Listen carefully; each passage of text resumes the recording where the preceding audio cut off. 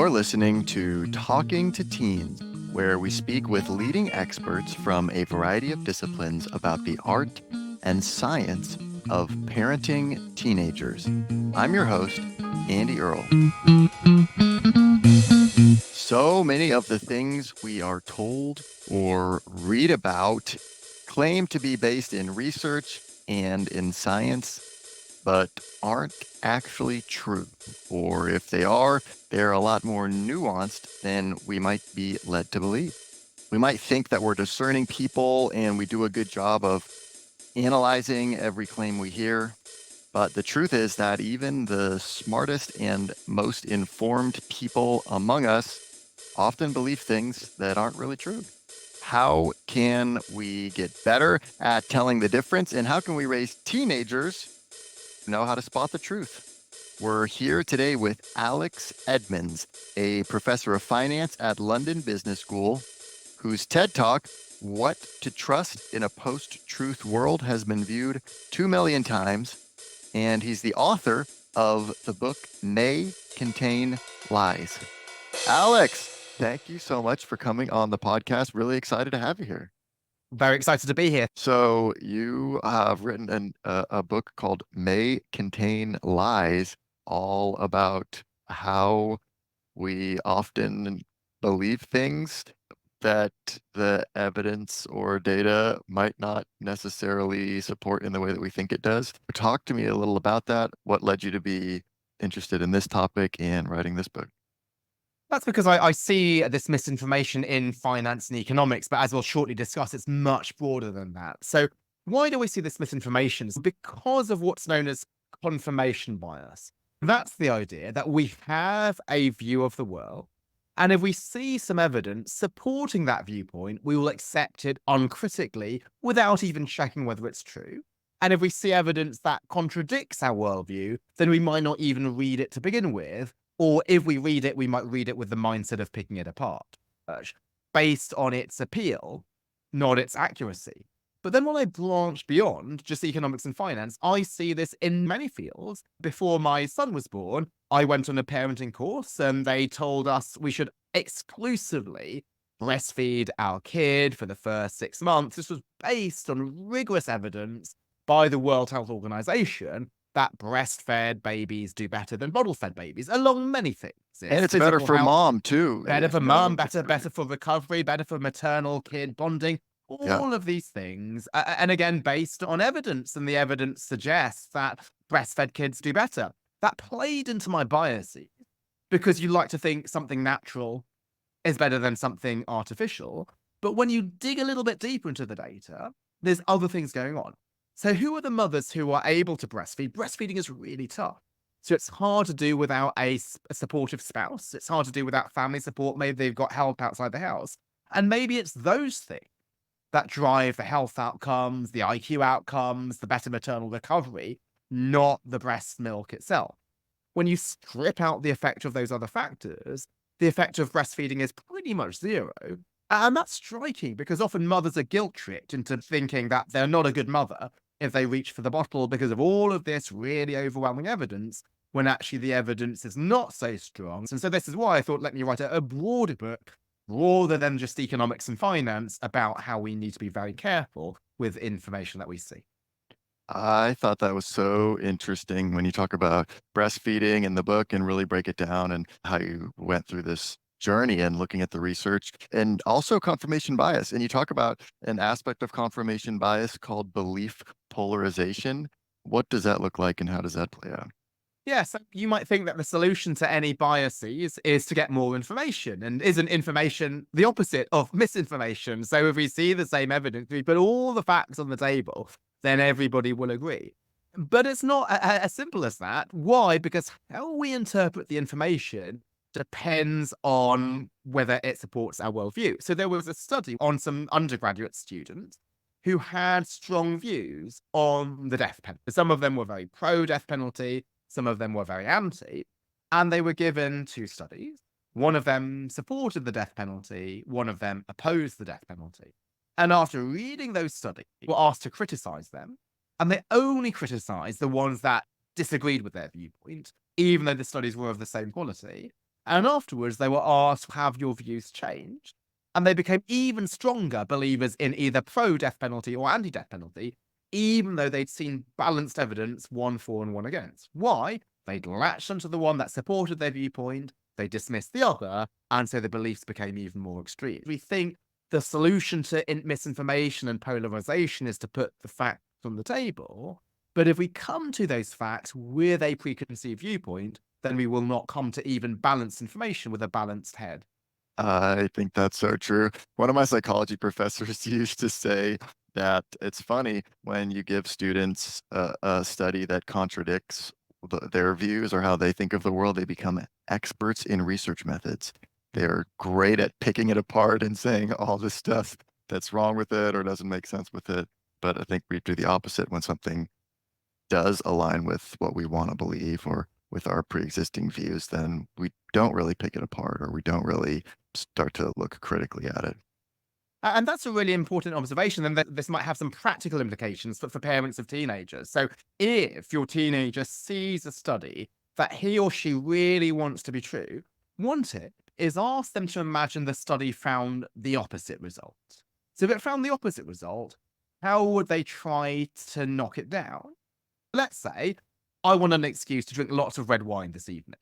I find some studies that people who drink red wine live longer. Now, I want to believe that.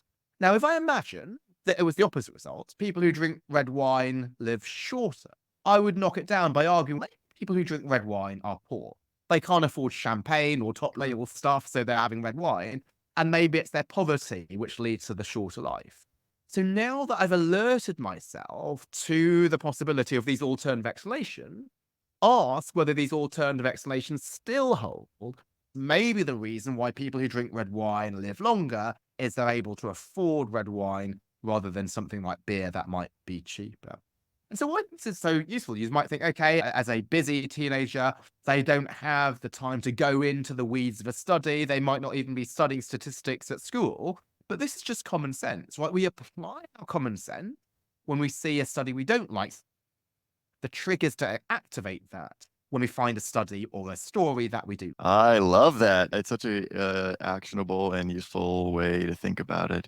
And so often we find our kids are just rattling off something that they read on social media or that they heard someone talking about a study that was Mm. mentioned in the paper, and we're so far removed from the actual research that's being done. I guess one solution is, oh, we'll go to the research and actually look at it critically. But I love what you're talking about because it can be so much simpler of just this mindset shift.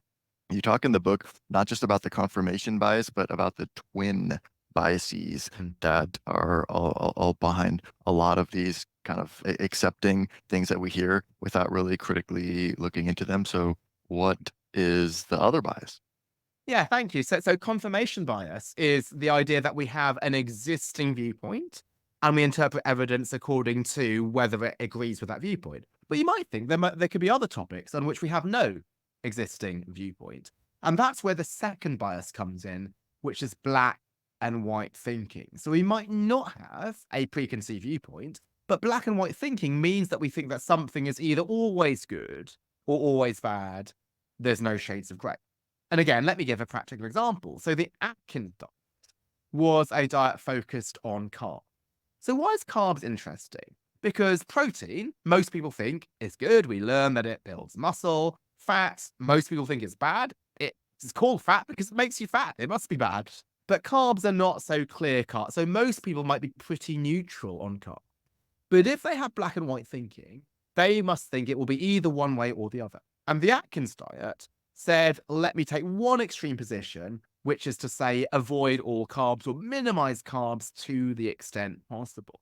And that went viral. Why? It played into black and white thinking. It was very easy to implement because people following the diet, they only needed to look up the carbs label on a nutrition information. They didn't need to think, is this complex carbs or simple carbs? No, if it's got high carbs, I'm just going to avoid it. But interestingly, if Atkins had proposed the opposite diet of eating as many carbs as possible, that might have also gone extreme. Why it also plays into black and white thinking. And to be a bestseller, Atkins didn't need to be right. He only just needed to be extreme. And so a lot of things that teenagers fall for right now, these are things which are widely shared on social media. Do X as much as possible or do Y as little as possible. These are things where there's no shades of grey, there's no nuances, because it's simple, it's easy to remember, it gives clear, actionable messages. But in life, most things are shades of grey. Most things are, even if they're good, they're only good in moderation. So we need to be careful that we are not making some extreme conclusions. Yeah, I love that because those are the kind of things that get the likes and are more likely to go viral. We get it. It's taking a really strong stance on something. And also, it strikes me with the Atkins diet that it appeals to our confirmation bias, or that we want to believe that, oh, I can lose weight, I can lose 30 pounds in a month, and I can still eat bacon and not have to be really restricting myself. But I just follow this one simple rule. It's like, a perfect storm of appealing to both of those twin biases. Yeah, so if something is easy and if something we want to be true, then this will go viral. If it's easy to share with our friends, then it's something that people are much more likely to share. So why do we share stuff? Again, people are not biased for bad reasons. They want to be helpful. And if there's the message, this is, they really think they're helping their friends by sharing it. And if it's easy, they think this is a practical, actionable tip that my friends can use. So I know a lot of people like complain about teenagers and say, oh, they're spreading misinformation, they're falling for things that are simple, but life is complicated. And so simple messages do cut through realistically. My point here is often things which are simple are actually simplified. Sadly, the real world is more complicated. And even though the more nuanced message might be more difficult to put into practice, it is something which is more based on evidence, such as the advice to eat, say, 5 portions of fruit and vegetables. It's not 0. Avoid all fruit and veg. That would be easy. It's not eat as much as possible.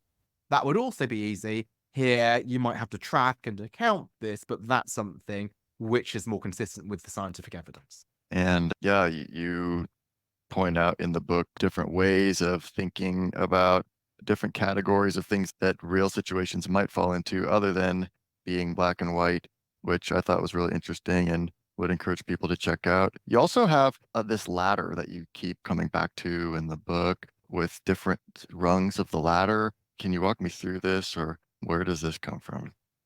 Absolutely. So we've talked about the problems, we've talked about the biases that cause us to fall for misinformation. Let's look at the solutions. So you might think the solution is just to check everything. And that is the solution, but that seems unrealistic, right? To check everything, there might be 175 different ways in which people can misinform us. And realistically, we're not going to remember all 175 ways and put this into practice. So what I wanted to do was to drill down and boil down all the types of misinformation into just 4 categories, which any hard time pressed person can hopefully think about. And so I illustrate this in a graphic which I call the ladder of misinference. So why do I use a ladder? When we start from some facts and we draw conclusions from them, we are climbing a ladder. But why I call this a ladder of misinference is when we climb the ladder, we make misstep it, we misinfer things that we actually should not be doing. So let me go through the 4 steps in turn. So the first step is a statement is not fact. It may not be accurate. So we like to quote stuff, but sometimes we might quote things out of context. So the stakes of this can be really high. So this is not just about academic accuracy. These really might be in life or death situations. So one sad example is the opioid epidemic in the US. So I believe 650,000 people have died over 20 years because of opioid overdoses. Why were they prescribed so freely? Because of an article in the New England Journal of Medicine, highly respected, where the title was Addiction, Rare in Patients Treated with Narcotics. This gave the impression that you can treat people with narcotics, they won't be addicted. But this was not actually a study. Yes, it was the New England Journal of Medicine, but it was a letter to the editor. So it was a reader's opinion piece. But this has been cited 1,650 times. People quote it without actually looking at what it was, which was a letter. And it was also a letter which looked at people who were given opioids in a hospital, where it clearly is controlled and prescribed. But if you give this to outpatients, they might end up overdosing. So often people quote this, and the quote was accurate. It literally did say addiction rare in patients treated with narcotics, but they were quoting this not knowing the context. It was a letter. It was based on hospitalized patients. That's the first step. Check not only whether it's something true, but check the context. And even that highlights that when we think about misinformation, it's much broader than what we typically think. We think about misinformation as being complete outright lies. Here, that statement was literally what the article said. It wasn't that we were misquoting, we just didn't see the context. As facts are not data, because they may not be representative. So we might like to quote a single fact, a single example of somebody who happened to be really successful. So let's say your teenager says, I don't need to study to go to university. Kim Kardashian became really wealthy without going to university. That is true. Again, that's 100% true statement, but it's an isolated example. We need to look at lots of data to try to find this general conclusion. So we want to look at lots of people who did go to university, how successful they were, and lots of people who didn't go to university and how successful they were. So again, we can't be swayed by just one isolated case. Let's look at the general data. The third misstep is even if we have large-scale data is not evidence because it may not be conclusive. It could be that there's a correlation, but there's no causation. So if I go back to my breastfeeding example, there was data across thousands and thousands of babies showing that breastfed kids have better outcomes. But that data is not evidence because it allows for multiple explanations. It doesn't pinpoint one conclusion. What's the difference between data and evidence? Where do we find the word evidence often used? In a criminal trial. So in a trial, evidence is only evidence if it points to one particular suspect. Well, the final step is evidence is not proof. It may not be universal. So even if you've nailed down evidence in one particular setting, it might not apply in other settings. So there's the famous 10,000 hours rule, popularized by Malcolm Gladwell, that if you spend 10,000 hours working on something and practicing something, you'll become an expert.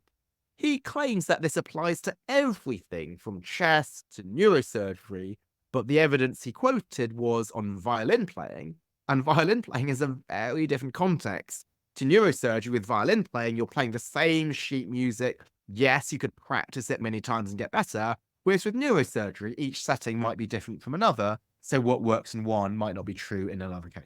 And you also point out that the violinists in the study had already gotten into a really prestigious music school, so it's not necessarily a fair study of taking everybody who randomly assigning people to practice for 10,000 hours or not and seeing what outcomes happen. You're absolutely right, Andy. And actually, this 10,000 hours study, even though it's so viral, it actually falls at every single misstep of the ladder. So let's focus on the final one, which is over extrapolating from violinists. But it didn't even show in the field of violinists that practice makes perfect, because it looked at people who were already in the prestigious Berlin Academy of Music. And it could be there's lots of people who practiced for 10,000 hours and never even got to the academy, but they were not in Malcolm Gladwell's data set. That's going to motivate people to work harder and to put in more effort. Absolutely. So you might think, am I just nitpicking as being some sort of nerdy academic, when actually we just want to get our kids to practice and we don't care so much about the scientific accuracy? And I think it does matter. Why? For a couple of reasons. So number one is Gladwell gives the impression that what matters is the quantity of practice rather than the quality of practice. For example, with music, and I was a musician when I was young, like some of the most effective practice will be recording yourself and watching yourself play. Now that people hate, right? It's really embarrassing to listen to yourself sing or to watch yourself public speaking or to see yourself play an instrument. Sometimes people just don't like that because the recording will highlight all the flaws that you are making. But that is the way of practicing. Often people just go through the motions, just repeat the same song many times. That is not what was in the underlying evidence as being practiced.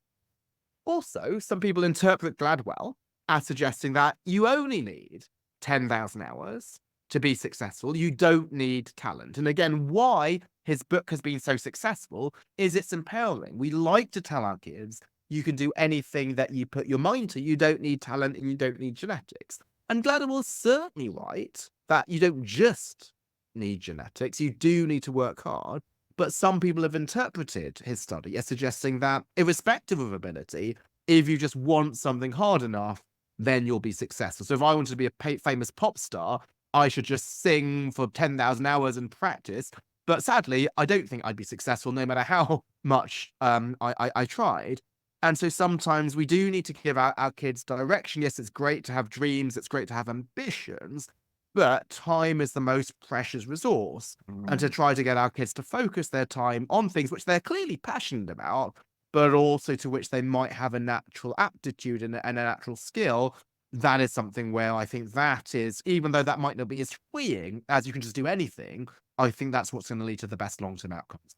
I think it so perfectly appeals to those twin biases that you talk about because it gives us a nice benchmark 10,000 hours. You either practice that much or you don't. This is the number. This is what you got to do to make it. We want to believe that because if we're not an expert in something or we're not at the top of our game in something, we want to believe that we can be if we just work hard enough. And if we are, we want to believe that it's because we worked so hard. It's not because we just were born this way and we just happened to have these abilities and we got lucky and had a successful break in our life or something. So this 10,000 hour rule is set up in such a perfect way to appeal to those twin biases you talk about. Absolutely. And then the flip side for that is if something goes wrong, then you end up blaming yourself. And I think this is really important for teenagers as well, because if the idea is that success is in your hand, if you just work hard enough, if you get your 10,000 hours in, then if you end up not getting into the sports team, or if you end up not getting the exam results or not getting into the university, it was your fault. You just didn't work hard enough. And again, we do want to encourage effort. But if we give the impression that it is just due to that and there's no luck involved, then people can beat themselves up a lot when they don't achieve a particular outcome. So we want to have this healthy balance of encouraging people to try and have the effort, but it's not as mechanical as the rule would suggest. There's a lot of other stuff going on here. And yes, we try, but we don't beat ourselves up too much if we end up not getting what we wanted. Yes, indeed. Wow. There's really so much in this book to get people thinking. There's interesting examples and so much research that you've done here. I really encourage people to check out a copy. It's called May Contain Lies: How Stories, Statistics, and Studies Exploit Our Biases and What We Can Do About It. Alex, thank you so much for coming on the show today and speaking with us about your work and sharing stories from your life and from your experiences. I really enjoyed the conversation, Andy. Can you talk at all on where people can go to find out more about you, about what you're doing, maybe follow updates from you or anything like that? My website is alex.com. That's Edmans. I'm also active on LinkedIn, so under the username A Edmans. I also have the book maycontainlies.com. That's not just about the book itself, but if there's more misinformation which came out after the book was published, then I will try to share this on the website. Interesting. Yeah, I would encourage people to check it out. I hope that comes about soon. I would not be the person to prepare this because then that might be seen as self-interested. But if there was an independent body, because there's a lot of books, particularly in the self-help genre, which are based on confirmation bias and not really on information, and there's no central repository for a discerning person to know which books to trust and which ones might have concerns with them. Alex, thanks again. Really appreciate it. And I hope that people will check out the book. We're here with Alex Edmans talking about how to tell when your biases are leading you to believe something untrue. And we're not done yet. Here's a look at what's coming up in the second half of the show. Is that what you're concerned with? Are there other things that you're concerned with and you'd like me to address? And that immediately changed the tone of the meeting. From trying to fight against each other, this highlighted how we had a common goal. Now, they didn't have to agree with what I did, but they at least had to understand the thought process and the logic behind what I'd done. And so, how do I apply this to parenting? I'm not a parent of a teenager. My son is only 2.5 years old. But sometimes at night, if I'm trying to put him to bed, he might want his mum. I'll say, "Mummy is tired. Do you want Mummy to get better?" And then he will say, "Yes." And then after establishing this, then I'll say, "When can Daddy put you to bed and Mummy rest?" And so rather than saying why he had to let daddy do it, I wanted to first start by just having some common ground. And the commonality is that, yes, he would be happy with his mum having a rest. Want to hear the full interview? Sign up for a subscription today. It's completely affordable, and your membership supports the work we do here at Talking to Teens. You can now sign up directly through Apple Podcasts. Thanks for listening, and we'll see you next time.